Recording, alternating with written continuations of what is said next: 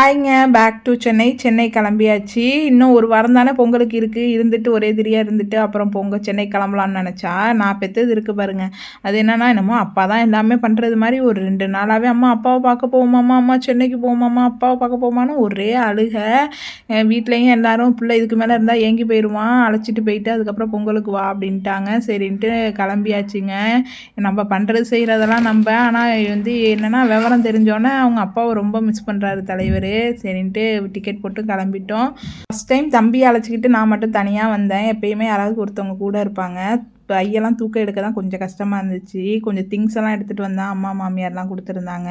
குட்டி சட்டியெல்லாம் தூக்கிக்கிட்டு முட்டி மோதி பிள்ளைய தூக்கிக்கிட்டு வந்தா. ஸ்டேஷனுக்கு பிக்கப் பண்ண வந்தவர் ஒரு வார்த்தை என்ன ஏதுன்னு கூட நம்ம கிட்ட கேட்காம பிள்ளைய தூக்கி கொஞ்சிக்கிட்டு பேக் எடுத்துக்கிட்டு அவர் பாட்டுக்கும் விறுவிறுன்னு முன்னாடி நடந்து போயிட்டாருங்க. நம்ம தான் ஒரு வாரமாக புருஷனை பிரிஞ்சிருந்தமேனு ஃபீல் பண்ணுறோம் பொழுது, அவருக்கெல்லாம் எந்த ஃபீலிங்ஸும் இருக்க மாதிரி தெரியலை.